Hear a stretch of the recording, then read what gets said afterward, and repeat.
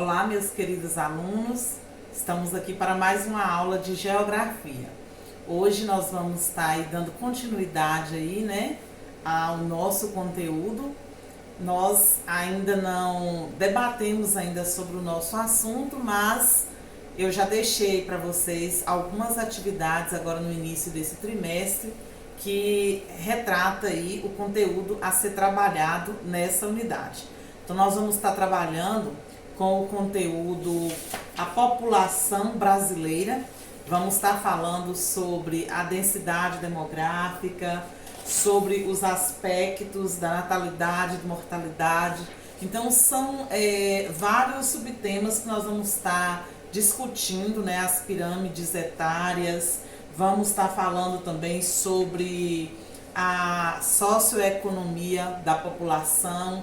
Então vamos debater uma série de coisas aí dentro do nosso conteúdo.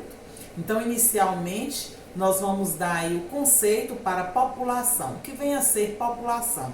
Então, população é um conjunto de pessoas que ocupam um determinado espaço em um período de tempo específico, né? Ela pode ser classificada segundo vários aspectos, como religião, etnia, local de moradia, se é urbano, se é rural, atividade econômica, se é ativa ou inativa, faixa etária, se são jovens, se são adultos, idosos, gênero, se são masculino ou feminino. Então, há vários aspectos que podemos classificar uma população. Além disso, as condições de vida e o comportamento da população são retratadas através de indicadores sociais, como taxas de natalidade, taxas de mortalidade, expectativa de vida, índice de analfabetismo, participação na renda, etc. São vários aspectos aí que nós vamos estar discutindo dentro do nosso conteúdo. Então, população absoluta. O Brasil hoje apresenta aí uma população de mais de 200 milhões de habitantes, né? É um país considerado populoso, é o quinto maior do mundo, né? O Brasil ocupa a quinta posição em números de habitantes, porém é um país pouco povoado. Por quê? A população brasileira é grande, mas a extensão territorial também é muito grande. E com a extensão territorial extensa e o número de habitantes por quilômetros quadrados baixo, torna um país populoso, mas pouco povoado.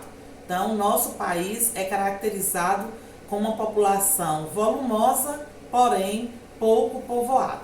Então, nós vamos estar vendo a distribuição geográfica da população.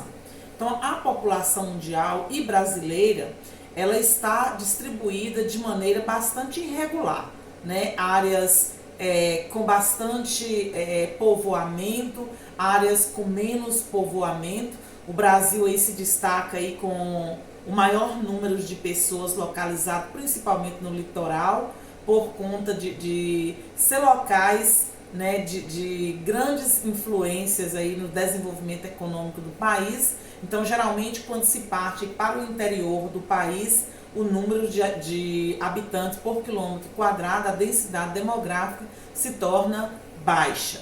Então, alguns fatores de ordem natural, socioeconômica e até mesmo histórica interferem na questão da distribuição da população, seja ela a nível de Brasil ou a nível de mundo. Nós podemos observar, né, no mapa de densidade demográfica que mostra aí que a população brasileira se concentra mais na parte litorânea. E falando sobre a questão da densidade demográfica, isso também ocorre devido a algumas influências das taxas de natalidade e da taxa também de mortalidade, né? O número de nascidos vivos registrado em um ano por 1.000 habitantes, que representa aí a taxa de natalidade. Há causas da queda da natalidade. O que tem diminuído aí? O que fez com que a taxa de natalidade nos últimos tempos tem caído?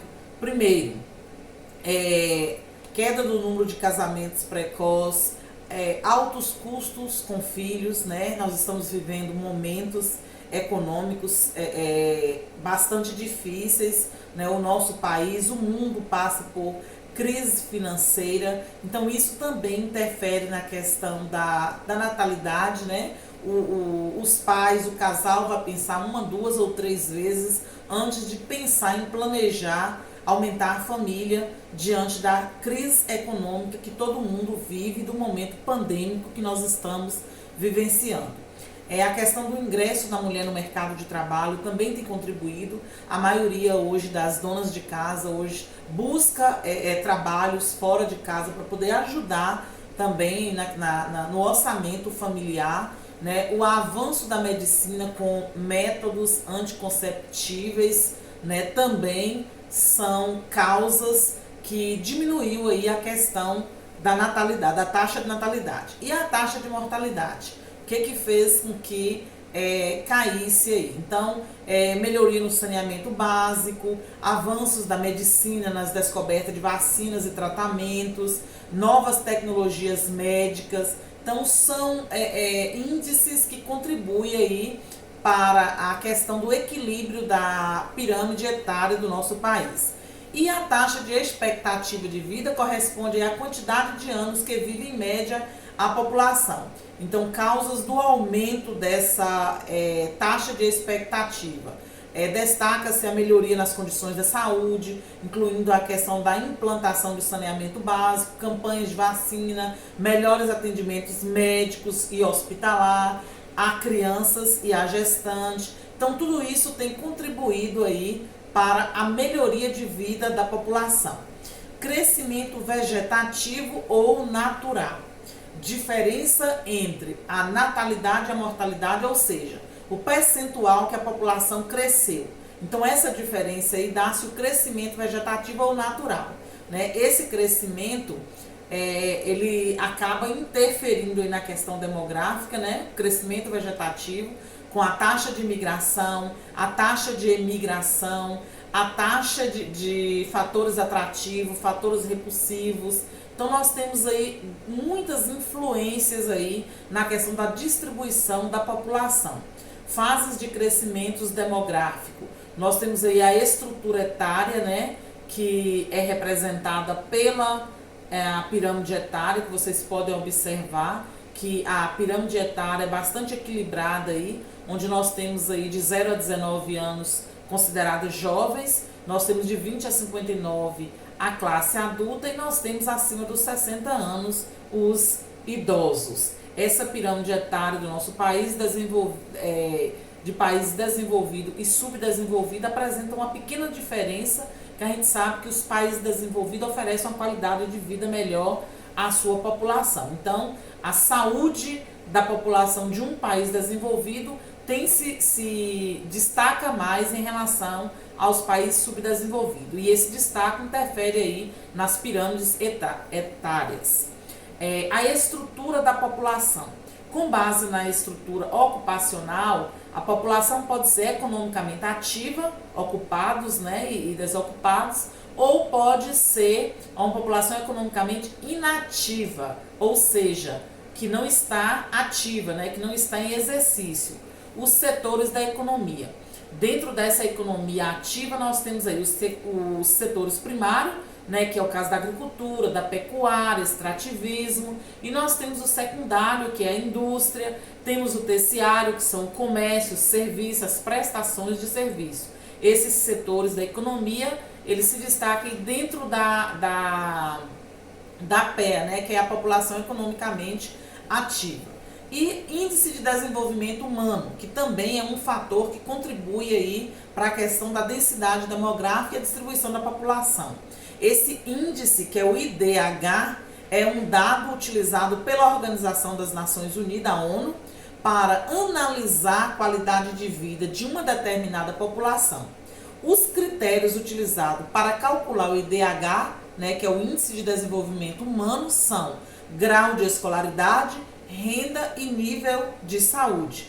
Esses são os critérios para se avaliar o IDH de um país. O índice de desenvolvimento humano varia de 1 a 10, quanto mais se aproxima de um, maior é o índice de um local.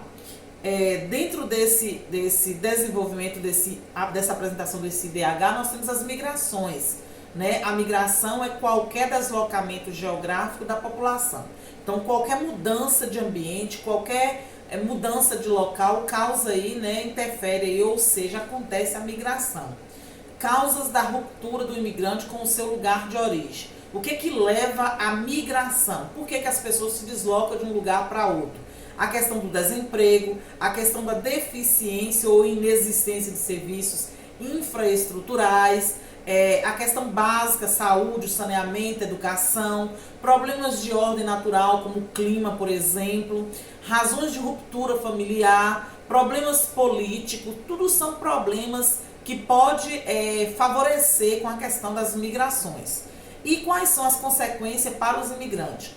Enfrentamento de novas e muitas vezes difíceis relações humanas, sentimento de perda pela inexistência da afetividade do seu lugar, discriminação ou segregação étnico-cultural e socioeconômico. Entretanto, são várias, né, as consequências causadas aí para os imigrantes. A classificação das migrações. As migrações podem ser classificadas quanto ao tempo, se são temporárias ou definitivas, são classificadas quanto ao espaço, se é interna dentro do país ou se é externa, né, de forma internacional. E os tipos de migrações. Nós temos o êxodo rural, nós temos o nomadismo, nós temos aí o êxodo urbano, nós temos a pendular. Então, são os tipos de migrações mais comuns, que mais ocorrem. E os fluxos das migrações internas no Brasil. A dinâmica dessa população aí. As principais áreas de atração é a América, né, anglo-saxônica e a Europa ocidental. Outros lugares de destaque também são as principais áreas de saída: América Latina, África, o sul e sudeste da Ásia. E a globalização da economia mundial tem acentuado em diferentes regiões socioeconômicas. Principais movimentos migratórios internacionais. Nós temos aí como os principais movimentos migratórios que vieram para o Brasil: portugueses, italianos, espanhóis, alemães, japoneses. Além desses grupos, podemos mencionar a entrada de imigrantes eslavos, né, principalmente no Paraná, sírios, libaneses, turcos, judeus, asiáticos do Extremo Oriente, e reduzida a presença de franceses, holandeses e até norte-americanos. Então, pessoal, esse foi o nosso conteúdo de hoje, né? Eu espero que vocês tenham conseguido acompanhar aí juntamente comigo. O conteúdo tem no livro de vocês, depois vocês possam estar fazendo a leitura direitinho do conteúdo para poder aperfeiçoar mais a compreensão de todos vocês. Então, a nossa aula de hoje encerra por aqui. Eu espero vocês na próxima aula.